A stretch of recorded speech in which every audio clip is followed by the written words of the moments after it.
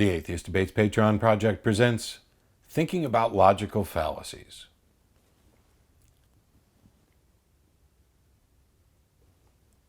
Good evening. Today I'd like to talk about logical arguments and fallacies. No, of course we're not actually going to do a dry, boring lecture about logical arguments and fallacies. But I do want to talk a little bit about how to think about these things, and unfortunately there needs to be some background, which can be a little bit complicated. The goal here is to give people a foundation about how I think we go about evaluating things, how our brain works, the sort of heuristic model that takes place, at least idealistically, when we're evaluating claims, and then how to understand what fallacies are about, what the value of a logical argument is, and the sort of questions and tools that you can use to train yourself to be able to better spot these fallacies. So we're not going to give a long list of, argument from ignorance, argumentum ad baculum, etc. That's something that we can do at another time to talk about different fallacies in different contexts. This is hopefully like stage one in helping you train yourself to be ready to have more debates and engage on more topics so that you don't let things get past you and so that you're arguing honestly. Now, logical reasoning, arguments, syllogisms, fallacies, those are some favorite topics of mine, and I spent a great deal of time studying them, but I don't remember everything about them. I remember the important parts and the things that I use every day. And if it's not a passion of yours, that's fine. The whole point of this is to give you just kind of a loose introduction. And when I talk about logical arguments and syllogism, I'm talking about deductive arguments. I'm not talking about inductive arguments. And don't get confused, inductive, deductive, abductive just describes the type of reasoning we're trying to use. And so a deductive syllogism is one where your premises entail or have all the parts of the conclusion in it, and the conclusion that follows must be true if the premises are true and the argument is valid. I just saw somebody's eyes glaze over. It's a lot simpler than that. A syllogism just means you have two premises, two statements that are considered as factual for the purpose of evaluating this, and a conclusion that is a combination of those. The classic example, Socrates is a man, all men are mortal, and the conclusion, therefore, is that Socrates is mortal, because we've included Socrates in the group of men, and we've included all men in this group of mortal, and so we've shown that Socrates is necessarily mortal. Set theory, the drawing of Venn diagrams, is incredibly useful for evaluating truth tables for logical arguments. An invalid argument is one where the structure is flawed.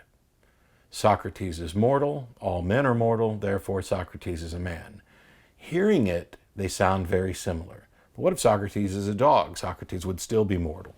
So now we're saying that all of the individual premises are true. Socrates is mortal, all men are mortal, but the conclusion is false. Socrates is a man is false. And there are specific names for these fallacies. And what you don't have to know, but I like saying anyway, is that there are 256 syllogistic forms, ways that major and minor premises can be combined. Aristotle and his band of merry logicians went through ages ago and evaluated all of them to figure out which forms are valid and which ones are not. Deductive arguments are evaluated with regard to validity. Are they valid or not? And soundness. Is the argument true? Are the premises actually true? So the thing to point out is that when we hit a fallacy, formal fallacies essentially apply to validity, and we have a fallacy that shows that an argument isn't valid, we're not saying that the conclusion is wrong. We're not saying that we have falsified the conclusion. We're not saying that a premise is false. Fallacies, formal fallacies, are those of structure that show that the argument is not valid. It doesn't tell us anything at all about the content. It's entirely possible that you could have an argument where each premise is true and the conclusion is true, but the argument is invalid in form. just showing that you can reach the right conclusion for the wrong reasons. So when we talk about, oh, you've exercised a fallacy, a lot of people immediately think, you're saying I'm wrong. Well, no, I'm not saying the conclusion you've reached is wrong. I'm saying the conclusion you've reached cannot be rationally derived from the premises that you offered. It's not about saying a fallacy doesn't show that you are in fact wrong in what you believe. It doesn't show that any particular premise is wrong. It doesn't even show that your conclusion is wrong. It just shows that your reasoning, the pathway that you used to get from your premises to your conclusion, doesn't get there. It's a mistake. And the correct response to having a formal fallacy of structure, described and pointed out, is to say, oh, hang on a minute, let me go back and do some extra work. Because nobody's saying that what you believe is wrong. We're just saying that the argument you presented can't do it. It's like being in a courtroom and holding up the wrong gun and saying, this gun shows that, the client, the defendant actually committed the crime. And when we look at it, we say, that's not the gun that's even involved in this particular case. And the correct response is, whoops, we grabbed the wrong thing out of evidence. We built an argument on a faulty premise. And technically, I know I talked about an argument that was unsound there instead of invalid. But these things tend to get muddled. And at the end of the day, when we're talking about validity and soundness, validity applies to structure, and it just means we don't know. The conclusion you reached doesn't follow. So the only thing we're saying is we have no way of knowing if your conclusion is true or not based on the argument you presented, because the argument is structurally flawed. The informal fallacies, the ones that apply to soundness goes to whether or not the premises are actually true. So you could have an argument that's valid in structure and, say Socrates is an alien, all aliens are mortal, therefore Socrates is mortal. Your second premise could just be false. Maybe all aliens aren't mortal. Maybe there are some immortal aliens. I'm sure we'll have some comic books that cover all of that. And your conclusion could still be correct, that Socrates could be one of the mortal aliens, or perhaps Socrates is one of the immortal aliens, and your conclusion is also wrong. So fallacies of addressing the argument's soundness goes to the actual content. And this is a big deal. The content of the argument is probably where we're most likely to get confused. So if you actually go out and start doing some research on logical arguments, logical syllogisms, you'll find that a lot of the arguments are written in what appears to be an obscure code that only incredibly geeky people can understand. And really it's pretty easy, so don't let it throw you off, but we're not going to go into it here. The point I'm trying to make here is that when we evaluate the structure of an argument and determine that it's valid, we might see if P then Q, P therefore Q. But that's not the way we talk. See, if somebody's putting forth a scholarly paper and they're listing out their argument, they're probably going to go premise 1 this, premise 2 this, premise 3 this, premise 4 from this and this, and then lead down to a conclusion and perhaps use that conclusion as a premise in other arguments. And that allows you, by formalizing the structure, to go through and figure out relatively easily whether the form is valid.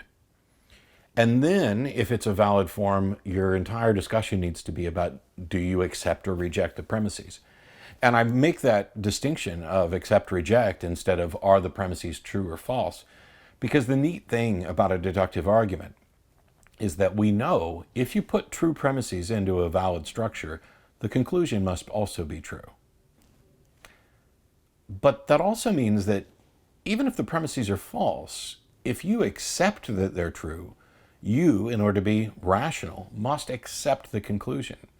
And we make use of this in counter-arguments by using reductio ad absurdum type arguments, where we take a premise that they accept and show how that leads to something they don't accept in order to demonstrate why they shouldn't accept that first premise. This is part of the process of exposing errors in our thinking. But the arguments, which can be used symbolically as long as they're free of content, or listed explicitly if they're in a scholarly paper or you're particularly diligent about presenting your argument, that's not the way we have conversations. And the more we muddy up the argument by removing it from a strict structure, by adding more and more content in there, by being sloppy with our words, the more difficult it is to identify exactly which fallacy is in that particular argument. It's like going from if P then Q, P therefore Q, to if I want to do this, then I need to do that, therefore I need to do that, to if in fact a God exists and once blah, blah, blah, blah, moving on. The more you add to it, the harder it is to process. This isn't a failing on the part of human beings. It has a lot to do with language and communication and how we process concepts. And I'll get to how we evaluate claims in just a little bit. But when it comes to identifying fallacies, I want to note that while you should, if you care about this, go out and study and learn the particular fallacies, perhaps even learn them by name, don't rely on naming fallacies. The important thing is to understand why a particular argument is fallacious. Do you have a disconnect in the premises there? Is there a subject disagreement here? Have you engaged in equivocation fallacy by using a word two different ways, or a concept two different ways, or tried to equate two things that aren't really equivalent? That's the level of understanding that you should initially be striving for. The other problem with naming fallacies is that if someone has committed a fallacy and they're very conversant with fallacies, where they know them by name, you might be able to use that as a shortcut. You might be able to say, well, that's an argument from ignorance fallacy. If they're not familiar with logical arguments, logical fallacies, and the names of fallacies, which is the case for most everybody you're going to be talking to, saying that's an argument from ignorance is read as if you just called them stupid. This was a lesson that took me a long time to learn. I remember my wife criticizing me over and over again. Why do you keep saying argument from ignorance? All they hear is you're dumb, you're an idiot, you're stupid. You need to actually explain why their argument is fallacious. And what I've learned in the last couple of years is that it's not enough even to explain that an argument is fallacious if they don't understand what fallacy means. As I was noting earlier, some people, when they hear fallacy, just immediately assume you're saying I'm wrong, that my conclusion is wrong, when really what we're saying is your conclusion doesn't follow. You have not met your burden of proof. You have not made your case because the argument is structured in such a way that it can't confirm that your conclusion is true. So there's a lot of caution that needs to be exercised when we start talking about fallacies. Among people who understand them, okay, great. Name them off, rattle them off by name. Hell, make up new names for some of them that you think you find in specific versions. Oh, that's the Dillahunty version of the sharpshooter fallacy, or the Texas sharpshooter fallacy, or anything else. By the way, Texas sharpshooter fallacy is also another name for it. I didn't just make that up on the spot. But make sure it's clear to the person you're talking to that you're not saying that they're wrong. You're saying that they haven't demonstrated that they're right, and there's a particular structural problem with the argument. If instead you're talking about informal fallacies, where they have premises that are flawed, or they're engaged in equivocation fallacy, where they don't necessarily have subject agreement, things like that, just explain those things. You don't need to say, oh, that's argumentum ad baculum, which is an appeal to the stick, which is an appeal to consequences, which basically means you're trying to make me believe something under the guise of a threat.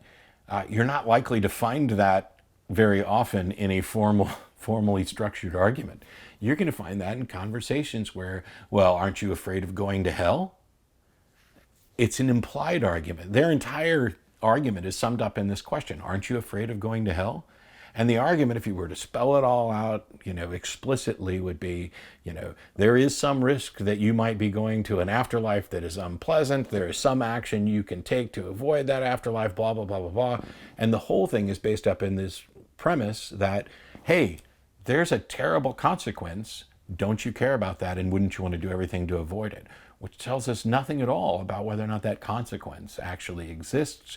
And it doesn't tell us anything about what we can do about it. But we're getting off track from fallacies. Let's get to how we think about things. So the model I'm going to give you here is my own thoughts on this. It's not remotely complete. I've given longer versions at other times, and I've given shorter versions at other times. And I'm not saying that this is actually what happens in your brain every time you are presented with a claim. This is the sort of heuristic model that is my loose take on what kind of happens in your brain, and perhaps in some cases what should ideally happen in your brain. But I think what happens most of the time is that over our lives, we train our brain to do a loose approximation of even this description very, very quickly.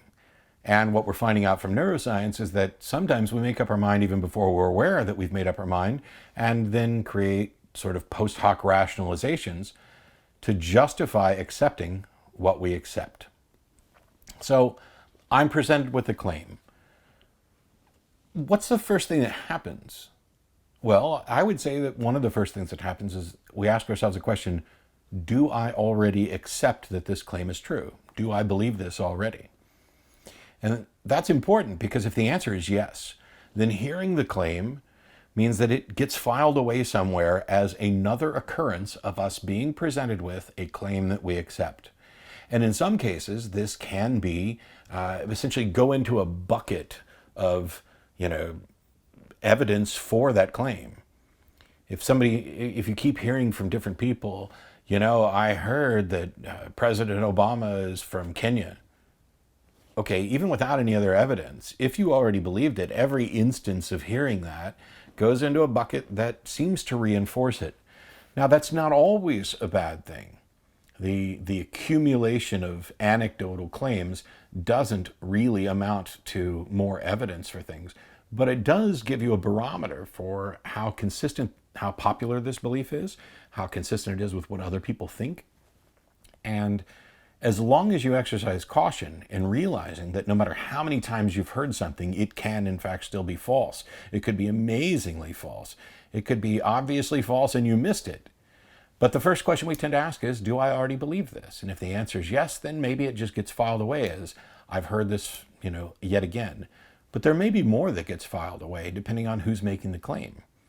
It may be that when I'm presented this claim that I already accept, hearing it from someone I greatly respect files it away in a place that actually adds greater emphasis and evidential support in my mind for this claim. Hearing it from someone who is incredibly credentialed and has a recognized expertise in there may change the way it's filed away in my head. Hearing it from someone who I think is a credulous buffoon who couldn't argue their way out of a wet paper bag still gets filed away, but now it might actually detract from how confident I am in that belief. But if it turns out that I'm presented with a claim that I don't believe, what happens then? Well, I would think that one of the first things we could model is the question, why don't I believe this? I've been presented with this claim. Why don't I believe this?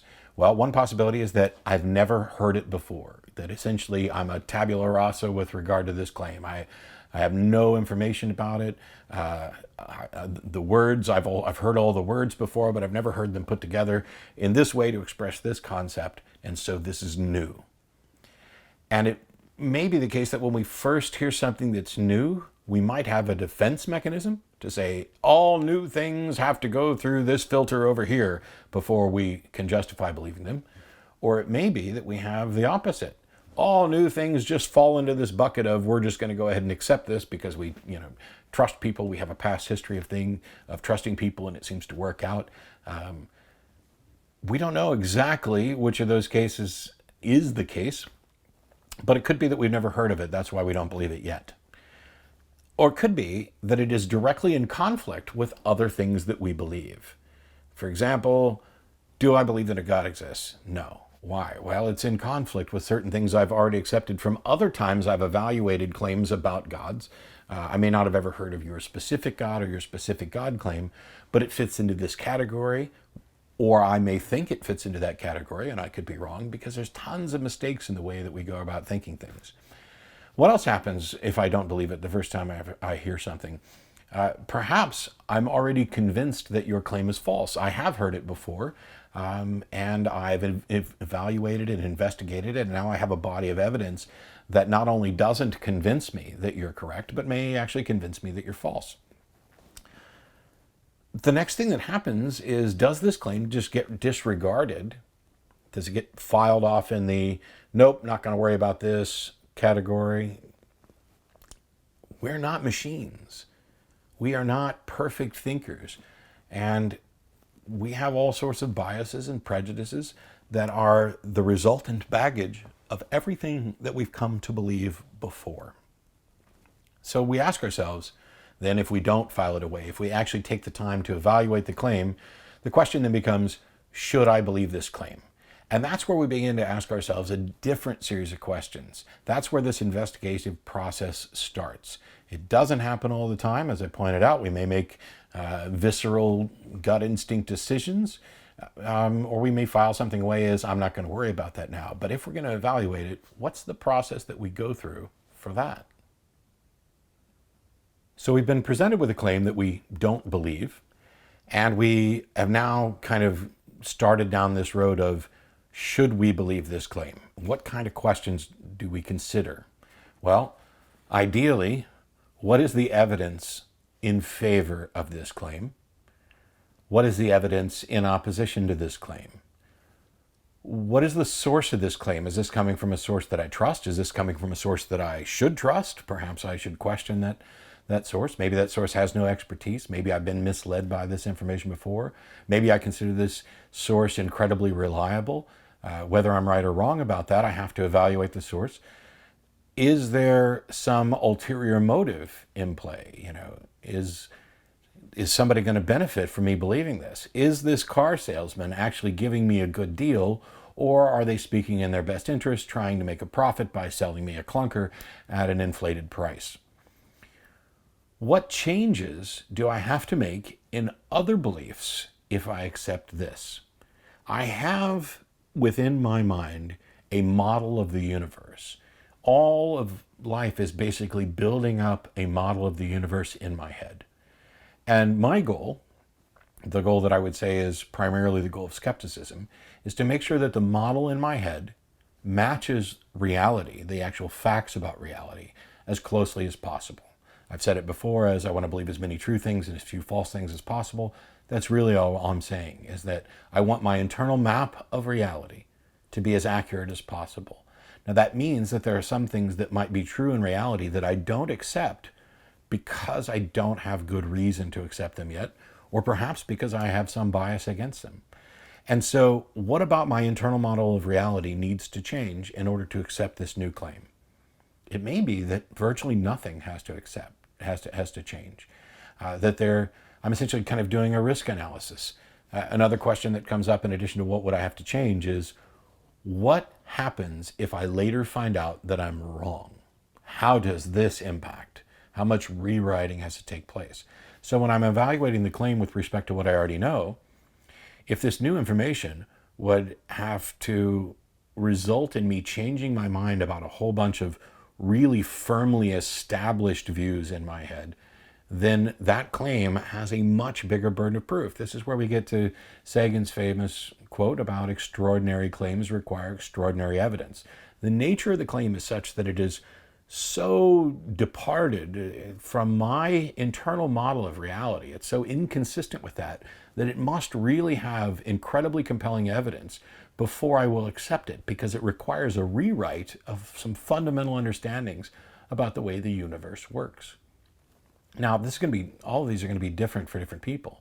But the other question, the one about risk, about what happens if I find out later I'm wrong, is also fairly important. It might be one of the first questions. I'm not saying these questions necessarily come in this order. These questions probably come in different orders for everybody on the planet, depending on how they want to engage. What process am I going to use? What am I going to have as the weighted, most significant element of changing my mind? If you come up and tell me, hey, my name's Joe, that's a new claim. I've got to process that. And I process it almost instantaneously, because there's an immediate recognition that accepting this claim and finding out later I'm wrong really isn't a big deal. And you say, hey, my name's Joe, and later on I find out it's Frank. Not much about my worldview's changed except for that fact, and what I think about you as a person, whether or not you're honest. That cascade effect only happens after we've established some sort of relationship. I don't know how honest you are, but I'm going to assume, based on my history, that you're probably going to be honest about your name most of the time. If instead you're playing a game where you know that some people are going to be honest and you know that some people are going to be dishonest, and somebody comes up and says, "Hi, my name is Joe," you might be extra suspicious there because the circumstances surrounding it have changed. So we evaluate the claim and all of the circumstances around the claim, and we do this all with respect to what's in our mind. This is kind of my idealized version of what goes on in people's heads, what goes on in my head, how we evaluate claims. And the entire process is in a constant state of check and balance. You make these split decisions based on a shortcut version of this heuristic, and then you evaluate the results. Oh, how many times am I finding out that I'm wrong? Versus how many times am I finding out that, yeah, my instant decision was actually pretty correct. You're training your gut. You are essentially becoming a detector of nonsense, becoming a detector of falsehoods, becoming a detector of untruths. You are trying to be less gullible, less credulous, and more accurate in your ability to understand the world. And that's important because everything that you accept as true becomes a belief in your head that potentially affects every other or many other beliefs that you might hold later on. When a new claim comes in, it is evaluated based on the baggage that we're all carrying around. And if there's a single goal of skepticism from my perspective that is important, it is jettisoning as much of the baggage, as much of the prejudice and bias as you can, and trying to evaluate things. Now, that doesn't mean we're advocating turning into a robot, turning into a machine that we've jettisoned all empathy, we're turning into pure Vulcans. Although we know from even the purest Vulcans that they definitely have emotions. It's just about logical reasoning. What you like and your empathy towards your fellow human beings is another issue that is not entirely separate. How trusting you are, how much you want to trust people. This is both perhaps a default starting position and a result of the interactions. And some of it may have more to do with you and how you process information than it does about the people who are presenting the information that you're processing. Being aware of all of this is probably one of my ultimate goals. I'm going to fail, you're going to fail, we're all going to fail. But when you're presented ideas and claims, and you want to try to find out if they're true, you go through something like this. And what you're trying to do is find the fallacies, whether they be formal fallacies of structure or informal fallacies where a premise simply isn't true, where somebody is trying to deceive you, where some inaccurate bit of information has been presented that is preventing you from getting to the truth of the situation. So what kind of questions can you ask in conversations to help you better identify fallacies? And how much do you have to know about fallacies to be able to spot them? So the truth is, I can't really tell you exactly what to do, and it's going to be a different pathway and take a different amount of time for everybody. But if you want to understand how to better identify fallacies in arguments, you have to actually do the work. You're not going to get it from a short YouTube video. You're not going to get it from a website that lists a bunch of fallacies immediately. But that's exactly where you go to start. It takes a little while to understand the structure of arguments, to understand why certain fallacies are actually fallacies. And as I mentioned before, it's probably not going to do you much good to necessarily train yourself to be able to identify a fallacy by name immediately, so that when you're in conversation, you can say, aha, that's an affirming the consequent fallacy. Well, what information have you conveyed to anybody? Have you increased anybody's understanding? Or have you just shown, okay, somebody's read a lot about fallacies and managed to spot one, which is still a good thing. Spotting the fallacies is an important skill, but it's a skill that you have to hone. What I can do is tell you a little bit about how I think about things, or how I suspect that I think about things when I'm having discussions on the fly. Part of this is trust but verify. Knowing that I might be wrong about many things, that my thought processes might be incorrect, I still also know that I've worked diligently to try to train myself to identify bad arguments And one of the ways that I trained myself to do that was evaluating my own arguments. Because of that, I've trained myself. So I should trust myself to a degree that my intuitions or my instincts about, ooh, that sounds like a fallacious argument, are probably going to be correct, but I need to actually verify that they're correct. Now, how is it that somebody can say something and I can immediately say, oh, that's circular reasoning? Well, the more often you do this, the more familiar you become with a particular style of argument, the quicker it is to spot the fallacies. Because the truth is, from the apologist standpoint, when we're talking about religious things, there really aren't very many new arguments. There are new versions of old arguments. And when you understand, for example, that almost every version of the ontological argument is actually a case of defining a God into existence, that somewhere they are using a term and in saying that this term is necessarily tied to existence or perfection, you become familiar with that form of the argument, studying it in detail. And then when you hear alternate versions of it, you can spot them much more quickly. If you haven't begun to investigate apologetics, the arguments for the existence of God, then when somebody says, look at the trees, you may not recognize that what they're really doing is using a very loose form of a teleological argument. But once you know that, the fallacies that exist in the teleological argument are there in their implied argument as well. So, tips for actually digging in. Number one, listen. Listen to what somebody's actually saying. Don't just wait for your turn to speak. Actively listen. Reading is probably the best form of active listening because you've got a one-way communication. Somebody has written something down and you are trying to glean something from it. It requires some effort. You wouldn't think it if you just sit down with your favorite book and you read through and, oh, that was a good story. And then you ask yourself, do a little test on it afterwards. What do I actually remember? When it comes to addressing arguments, it's not like getting the gist of the story.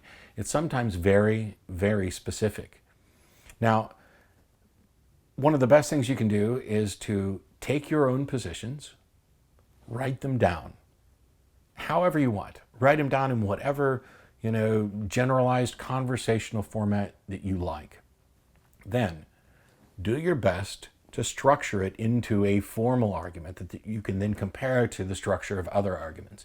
That'll at least make sure that you can more easily identify whether your argument is valid in structure. Because you might be presenting a bad argument for a really good position. After you've done that, talk it over with somebody else. Say, this is the argument that I'm thinking about presenting. Can you find flaws in it? There are a group of us who do this frequently, where you have this idea that you would like to perhaps present in a debate, and you might write it up as a formal premise 1, premise 2, premise 3 conclusion type thing. Or you might just write it up as, this is kind of the general thoughts that I'm trying to present without putting it into a formal structure. What do you guys think of this? Have I missed something? Talking with other people who have some expertise in the area is useful. It doesn't necessarily mean that they're going to be right. And when I do debates, you'll notice that I almost never do premise 1, premise 2, conclusion. And it's because I think that it comes off to the audience as dry and boring.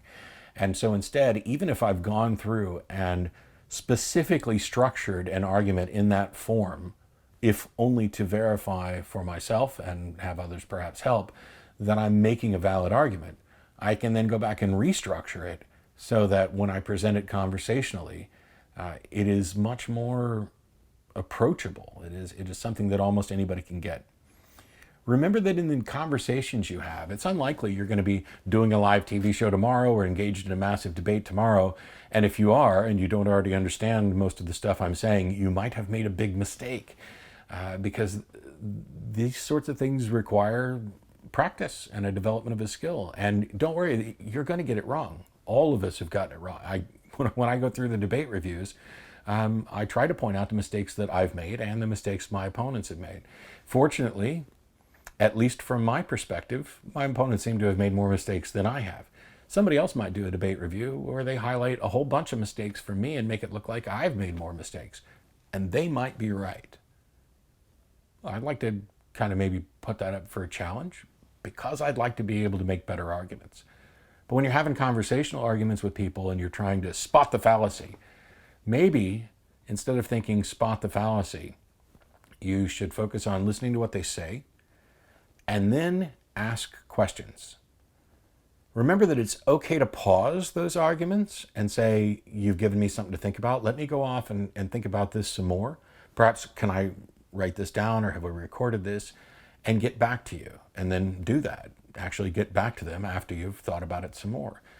Not everything has to happen on the fly.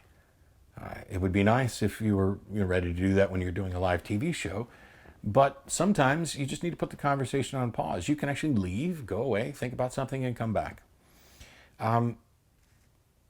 Practice these skills as often as you can. Don't just do it with regard to your positions. Don't just try to spot the fallacies in religious arguments. Try to spot the fallacies in arguments everywhere. Try to spot it in propaganda and memes that you see around the internet. I called out fallacies in a couple of memes last week for positions that I actually agree with. I'm much more assertive at pointing out the fallacies that are presented on behalf of positions I agree with than positions I disagree with, because I want my positions to be defended by good arguments and good evidence. And if the other side can only come up with fallacies, well, that's their problem. Ask lots of questions. Get definitions. Get them to say exactly what they mean. And so when somebody presents a conversational argument, ask. Just yesterday on the TV show, there was a guy who called in who wanted to simultaneously say that God can see into the future, but chooses not to. Okay, that's just an assertion. It's not an argument. But let's evaluate that assertion. So God has the ability to see things in the future, but he chooses not to. Well, what does that mean?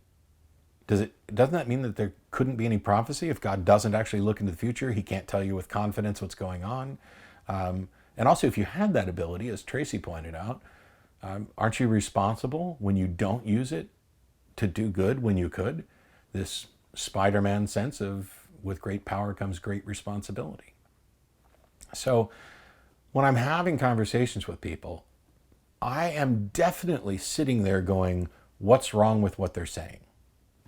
There's no denying it. That I come from a background of hardware and software testing, and I've said before that it is often viewed as a negative mindset. Oh, you're just negative. You're so negative all the time. You're looking for what's wrong. You got to find what's wrong.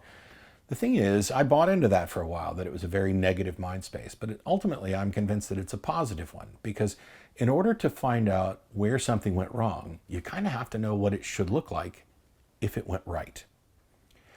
And so understanding the basics of logical arguments and why there are fallacies is essential.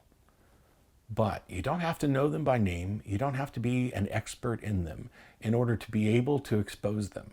And the keys to exposing them and learning so that you get better and better at spotting the fallacies and quicker at spotting the fallacies is to ask questions, and ask the right questions. What do you mean by that? Can you define this term? So often we are talking past each other, where we're using the same words, but we mean different things. This happens when we use words like know, K-N-O-W.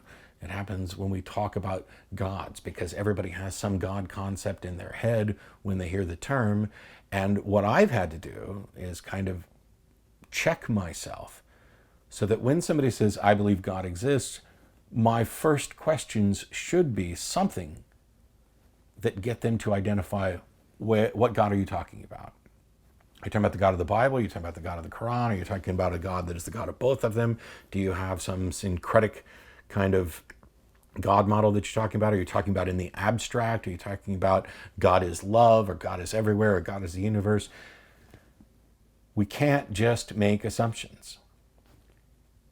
The other aspect of this is that realize that you can determine a lot about what the person's saying based on the context and based on how they phrase things. And this is another aspect that just takes a lot of practice and a lot of conversation. Where, have you ever been sitting somewhere and hear somebody else have a conversation off to the side about a topic that you know a great deal about. And you can instantly spot how little they know or how much they know. And in some cases, you might actually be sufficiently knowledgeable on the topic where you can tell that this person knows way more about the topic than you do. It's related to the Dunning-Kruger effect, where you essentially overestimate how much you know about something because you are insufficiently informed about how much there is to know. Training yourself to get past that involves getting over yourself, not being too attached to your opinions because they happen to be yours or because they happen to be shared by people you like. And the best way to do this, to find out how to quickly spot a fallacy, is to learn how you are engaging in fallacies. Hey, you shared a meme. What does that meme actually say? Does it make a good argument? Or did it just feel compelling because it snidely mocked a position that you disagree with? There's a lot of work there. And in future videos, we'll probably talk about specific fallacies that creep into the specific arguments that are presented by theists in favor of their God propositions, as we go through the cosmological argument, the ontological argument, and things like that. We'll also touch on them from the debate reviews as well. So Google logical fallacies. Google validity versus soundness. Get some basic foundation in logical argument and take it at the pace where it makes sense to you. Sometimes people email, oh, how do you do what you do? I want to be able to do the TV show. Well, I've been doing it for over a decade. I hope I've gotten a little better at it. I certainly wasn't perfect now. I'm not perfect now. I certainly wasn't perfect when I started. But before I even started doing the show, I had spent years and years engaged in these discussions, in exploring things, in understanding what makes something fallacious, in having thoughts and discussions and interactions with people about what is more likely to be convincing.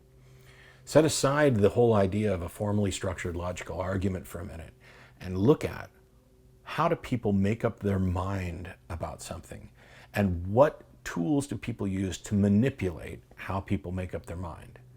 And the only caution that I really want to hit home with investigating these things is that skepticism isn't cynicism.